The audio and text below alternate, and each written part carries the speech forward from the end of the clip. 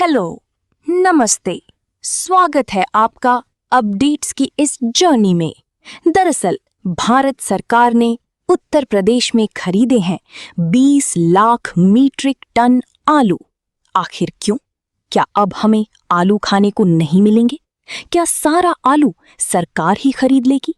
आइए फटाफट जानते हैं आखिर हुआ क्या है, क्यों खरीदा है सरकार ने इतना आलू। क्या आपने कभी सोचा है, जिस आलू के बिना हमारी थाली अधूरी लगती है, वही आलू आज किसानों के लिए परेशानी बन गया है? जी हाँ, मार्केट में आलू की कीमतें इतनी गिर गई हैं कि किसान डिस्ट्रेस सेल करने को मजबूर हो रहे हैं। लेकिन इसी बीच सरकार ने लिया है एक बड़ा फैसला, 20 लाख मीट्रिक टन आलू की खरीद। तो क्या ये फैसला किसानों को राहत देगा या फिर ये भी एक अधूरा समाधान है? आइए समझते हैं पूरी कहानी। हाल ही में भारत सरकार, खासकर यूनियन एग्रीकल्चर मिनिस्टर ने उत्तर प्रदेश में 20 लाख मेट्रिक टन आलू खरीदने को मंजूरी दी है। ये खरीद अप्रैल महीने में की जाएगी और इसका मुख्य मकसद है गिरती हुई कीमतों से किसानों को बचाना। आपको बता दें, यूपी भारत का सबसे बड़ा आलू उत्पादक राज्य है, जहां से करीब 30 से 35% आलू प्रोडक्शन होता है। लेकिन इस बार प्रोडक्शन बहुत ज्यादा हुआ और इसी वजह से मार्केट में कीमतें गिर गईं।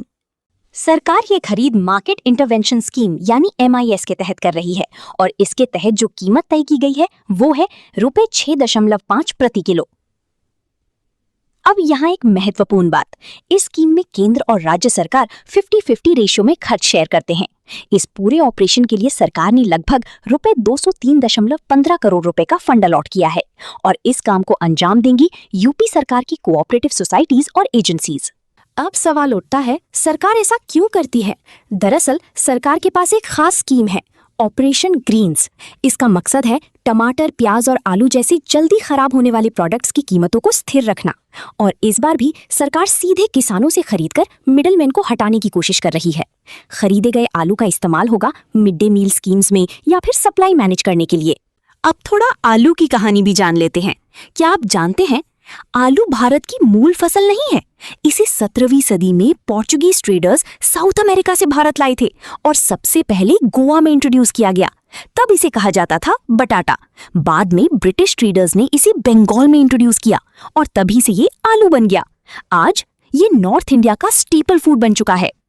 और अगर बात करें पटेटो किंग्स की, जैम बहादुर सिंह सांघा, जिन्हें इंडिया का पटेटो किंग कहा जाता है, जिनके पास हजारों एकड़ का बड़ा फार्म है। यूपी के पटेटो किंग हैं रामकरण तिवारी, जिन्होंने इनोवेटिव फार्मिंग टेक्निक से पहचान बनाई है। और एक इंटरेस्टिंग फैक्ट, गुजरात का मेहसाना बेल्जियम ऑफ इंडिया कहलाता है क्योंकि वहां का पटेटो आउटपुट बहुत हाई है। भारत आलू के मामले में नेट एक्सपोर्टर है।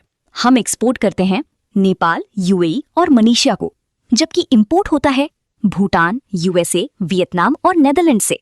तो कुल मिलाकर सरकार का ये कदम किसानों को तुरंत राहत देने की कोशिश है, लेकिन लॉन्ग टर्म सोल्यूशन अभी भी जरूरी है, क्योंकि जब तक किसानों को उनकी सही लागत का दाम नहीं मिलेगा, तब तक ऐसी समस्याएं बार बार सामने आएंगी।